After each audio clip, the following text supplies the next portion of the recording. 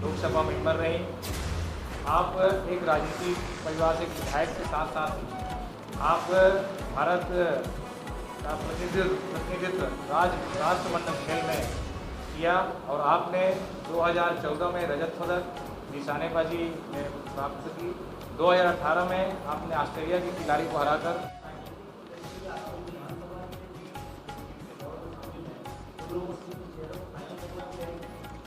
जी नहीं, देखिए जिस तरह से अभी आपके बीच में ये बात रखी गई कि मैं सिर्फ एक प्रवासीय विधायक हूँ, ना कि इस क्षेत्र की प्रभारी हूँ। यहाँ पर हमारा 8 दिवसीय कार्यक्रम चल रहा है, जिसमें तरह तरह की मंडल स्तरीय संगठन की बैठक, ऐसे घटनाक्रम जहाँ पर लोगों को क्षति हुई है और कोई विधायक या जनप्रतिनिधि नहीं पहुँच पाए हैं, वहाँ जाके लोगों से मिलना जुलना, मंडल स्तर की बैठक करना, विधानसभा लेवल की बैठक करना, ये इस कार्यक्रम का पूरी तरीके से एक रूपरेखा है।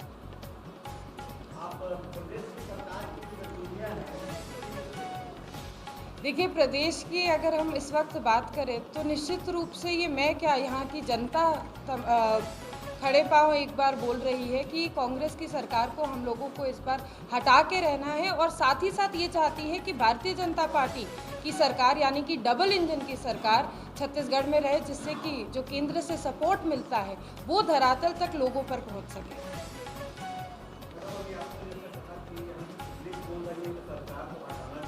जी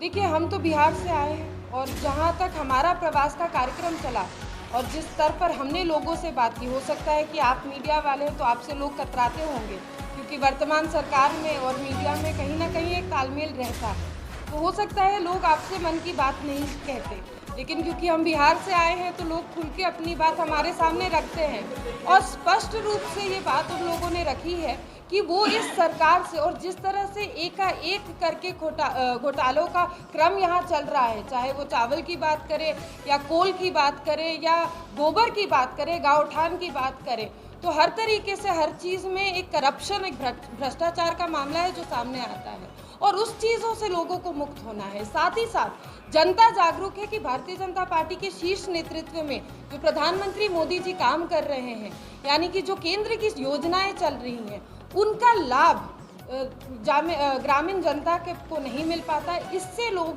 काफ़ी परेशान हैं और यदि कोई लाभ मिल भी रहा है तो बार बार प्रदेश में सरकार का ये प्रयास रहता है कि वो उस लाभ को अपने खेमे में, अपने खाते में डालने की कोशिश करती है। तो जनता जागरूक है, लेकिन हाँ, उन लोगों के मन में ये बात ज़रूर है और एक बिहार की बेटी होने के नाते उन्होंने ये बात मुझसे शेयर की। स्टेट हाईवे तो ये तो स्टेट गवर्नमेंट के अंडर आता है। अभी हम सभी लोग इस बात पे चर्चा कर रहे थे कि किस तरह से हर विभाग में ही करप्शन है और जब तक, और आप लोग मीडिया के बंधु हैं, आप मुझसे ज़्यादा जानते हैं कि जब करप्शन में रेड्स पड़े तो आपने देखा किस तरह सरकार ब्यूरोक्रेसी के साथ मिलकर यहाँ पर वो घोटाले चला रही है। तो ये तो एक प्रदेश के लिए बहुत ही बड़ा विषय है और इस कारण सिर्फ आप रोड की बात क्यों कर रहे हैं, मैं तो ग्रामीण सड़कों की भी बात करूंगी, सिर्फ स्टेट हाईवे की नहीं, लेकिन ग्रामीण सड़कें भी मैंने देखी, उनकी भी स्थिति अच्छी नहीं है। जो नाला बन रहा है उसकी भी स्थिति अच्छी नहीं है, रोड से कम 2 फीट उठकर नाला बन रहा है, तो वो हर लेवल पे मुझे एक घोटाला दिख रहा है। इसके लिए या एक बड़े पॉलिसी चेंज के लिए यहाँ पर भारतीय जनता पार्टी की सरकार बने, इसी विषय में हम लोग आज यहाँ प्रवास कर रहे हैं।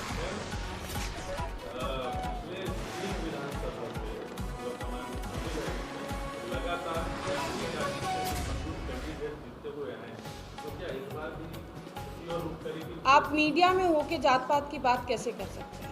हम खुद एक ऐसी पार्टी से आते हैं, खुद एक ऐसे परिवार से आते हैं जहां लाख बार चुनाव हारना पसंद करेंगे, लेकिन जात के नाम पर वोट नहीं मांगेंगे। राजनीति का फैसला, देखिए, टिकट देना मेरे हाथ में नहीं है, टिकट देना शीर्ष नेतृत्व के हाथ में है और जो उनका निर्णय होगा वो पार्टी का निर्णय है और पार्टी का निर्णय हम लोगों के लिए सर्वप्रथम है, सर्वप्रिय है। I think I've answered your question.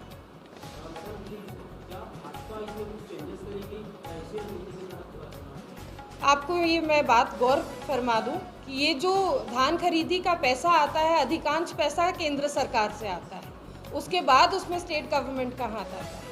तो यदि ये बात है तो ये तो सरासर गलत बात है, क्योंकि मूलतः जो धान खरीद का मामला है वो केंद्र सरकार पहले उसका पैसा देती है।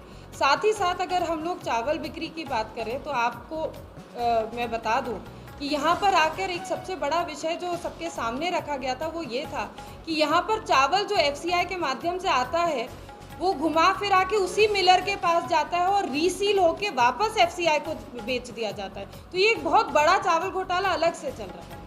इसीलिए हम लोगों को यहाँ पर भारतीय जनता पार्टी की सरकार बनानी है ताकि किसानों के साथ और गवर्नमेंट के साथ जो धोखाधड़ी चल रही है वो नहीं हो, वो कंट्रोल में।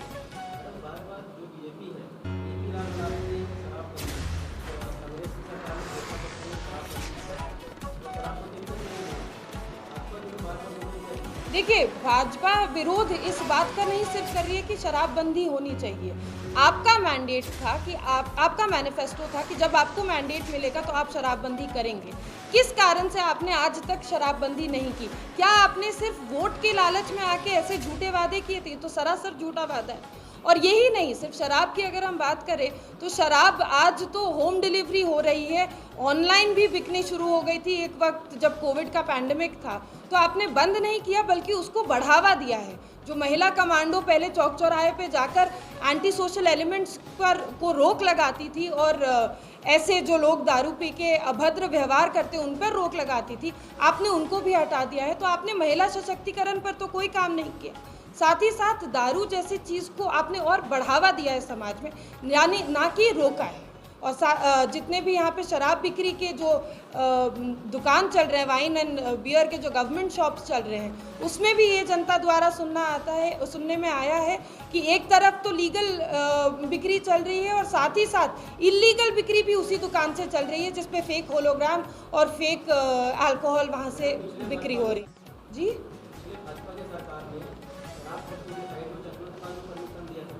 देखिए, ये नहीं, चखना दुकान आपका जो शब्द है वो गलत है सरासर। इस तरह का शब्द आप उपयोग नहीं कर सकते। अगर वहाँ पर किसी गरीब को एक दुकान लगाने की परमिशन मिली है तो इसमें कुछ गलत नहीं हो। ये तो अगर यहाँ पे अगर खाने को आप बढ़ावा दे रहे हैं तो इसमें गलत क्या है? हम तो बात शराबबंदी पर कर रहे हैं ना।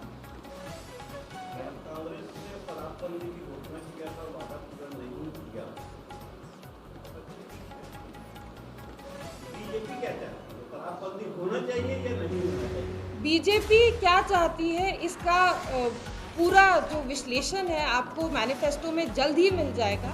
तो इसके लिए ज़्यादा घबराने की ज़रूरत नहीं है। जल्द से जल्द हमारा भी मैनिफेस्टो आउट हो जाएगा और उसमें भारतीय जनता पार्टी किस तरह से छत्तीसगढ़ में काम करना चाहती है, चाहे वो महिला सुरक्षा के लिए हो, किसानों के लिए हो, शराबबंदी के लिए हो, इन सभी रूप में स्पष्ट जवाब आप लोगों को मिलेंगे। मैं आपको याद दिला दूं कि 2003 में जब भारतीय जनता पार्टी की सरकार आई थी, उससे पहले मात्र 7,000 करोड़ का छत्तीसगढ़ का बजट होता था। उस वक्त के मुख्यमंत्री और भारतीय जनता पार्टी के नेतृत्व में इस 7,000 करोड़ के बजट को हम लोग बढ़ा के कई लाखों में ले गए थे, लाख करोड़ में ले गए थे। तो निश्चित रूप से जब भारतीय जनता पार्टी आती है तो विकास का कार्य होता है, विकास को गति मिलती है। सबका साथ, सबका प्रयास और सबका विकास के मुद्दे को हम आगे बढ़ाते हैं। धर्मांतरण से जुड़े अनेक मामले सामने आते रहे हैं 500 वर्षों में, तो इस पर बीजेपी के कितने हद तक सफल हुए उसमें लगाम लगाने के लिए, या क्या ऐसा कर रही है जिससे धर्मांतरण? नहीं, देखिए, बहुत ही गंभीर विषय है और सिर्फ ये भारतीय जनता पार्टी के लिए ये विषय नहीं है। ये विषय तो मुझे लगता है कि आम समाज, जनता, सब लोगों के घर घर में घुसने की बात है। तो एक तरीके से पूरा समाज एकजुट होकर इस काम का विरोध कर रहा है। जिस तरह से चीज़ें सामने आ रही हैं और क्यों वर्तमान सरकार इसका साथ दे रही है या इसको बढ़ावा दे रही है, ये एक भारतीय होने के नाते हम सबके समझ के परे है।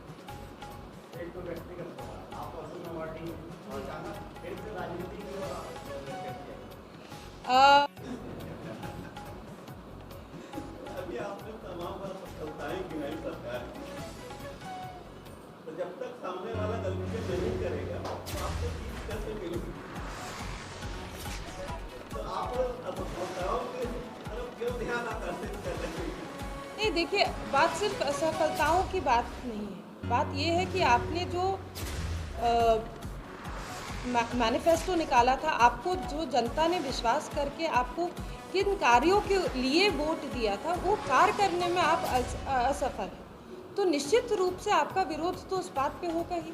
और सिर्फ हम विरोध या नकारात्मक सोच के साथ नहीं चलते, हम तो स्वयं आपको बता रहे हैं कि किस तरह से हम अपने विचारों को और सिद्धांतों को भारत में पूरी जगह लेकर जाना चाहते हैं, और उन सिद्धांतों पर भी हम चुनाव लड़ते हैं। तो बात सकारात्मक और नकारात्मक दोनों है। आपने जनता के साथ, मैंडेट के साथ वादा खिलाफी की है, उनको आपने डिसअपॉइंट की है, तो उसका जवाब आपको देना पड़ेगा। और देखिए, ये जो डेमोक्रेटिक सिस्टम है, इसमें पूरी तरीके से जनता ही वोट करती है। अगर आप जनता को की बात के साथ वादा खिलाफी करेंगे तो जनता आपको कभी दोबारा स्वीकारेगी। चलो मैं मान लेता हूँ, बीजेपी आक्रामक क्यों नहीं हो पाई, क्या उसका भी तालमेल है? जी नहीं, बीजेपी तो हर वक्त आक्रामक है, और वैसे भी बीजेपी के जितने भी कार्यकर्ता हैं वो आक्रामक होकर कोई कार्य करने में विश्वास ज़्यादा नहीं रखते। हाँ, जहाँ पर आवश्यकता थी वहाँ जनता के साथ खड़े होकर चक्का जाम भी किया है, विधायकों का घेराव भी किया है, विधानसभा मार्च करने की भी बात है। तो ये सभी कार्यक्रम, अगर आप इसको ऑपोजिशन में एक आक्रामक रोल मानते हैं, तो ये भारतीय जनता पार्टी ने किया है। यदि आपके पास इसकी रिपोर्ट नहीं पहुंची तो मैं भिजवा दूंगी। मैं लगभग 8-10 सालों से देख रहा हूँ, बहुत अच्छा कॉकटेल चल रहा है। अगर बीजेपी का विधायक रहता है तो कांग्रेस का भी विरोध नहीं करती, और कांग्रेस का विधायक रहता है तो बीजेपी का भी विरोध नहीं करती, जिसका प्रत्यक्ष उदाहरण अगर स्थानीय निकायों में भी देखा जाए, कभी विरोध के तौर पर टूटते चाहे रात गड़बड़िया हो जाए, ऐसा क्यों? देखिए, ये बात गलत, सरासर गलत है। दोनों ही पार्टी अपने अपने विचारधारा और सिद्धांतों पे चलती है। भारतीय जनता पार्टी की जो सिद्धांत है, विचारधारा है, जो मोरल्स हैं, एथिक्स है, वो पूर्ण स्वरूप देश की सेवा करने के लिए है, माँ भारती की सेवा करने के लिए। इसके खिलाफ जो भी आएगा हम उसका कड़ा विरोध करेंगे, चाहे हम पक्ष में रहें या विपक्ष में रहें। हमारी विचारधारा एक है और उसका निरंतर सम्मान और सुरक्षा हम करेंगे। हम विधानसभा चुनाव में जाने की स्थिति में खड़े हुए हैं, पर लोकल मुद्दे भी नहीं उठ पाते। साथियों, देखिए, मैं जब यहाँ पर आई तो सबसे पहले दिन मुझे मटिया के उस जगह पर लेकर गए जहाँ पर कि 16 एकड़ ज़मीन नदी में बह गई है, किसानों को परेशानी हो रही है, और यहाँ के जो स्थानीय विधायक हैं उनमें एक बार भी उनके जहन में ये बात नहीं आई कि वहाँ जाके ग्रामीण जनता से जाकर बात करें। तो कहीं ना कहीं मुझे तो लगता है कि हम वहाँ पहुँच गए, हम तो बिहार से आए और एक ही दिन में वहाँ पहुँच गए, लेकिन यहाँ जो लोग रहने का और यहाँ के बेटे होने का दावा ठोकते हैं वो आज तक वहाँ नहीं पहुँच पाई। तो गंभीर विषय है। कम शब्दों में सवाल का जवाब दे देती हूँ कि पेट्रोल और बायोगैस प्राइसेस सिर्फ भारत उनको नहीं देखती है, ये तो पूरे वर्ल्ड में चल रहे हैं। और किस तरह से इस वक्त वर्ल्ड में वॉर की स्थिति है, किस तरह से हम सब पैंडेमिक से निकल कर आए हैं, तो नेचुरली ये जो प्राइसेस है उस कारण से बढ़ रहे हैं। इसमें भारत की सरकार अकेले कुछ नहीं कर सकती।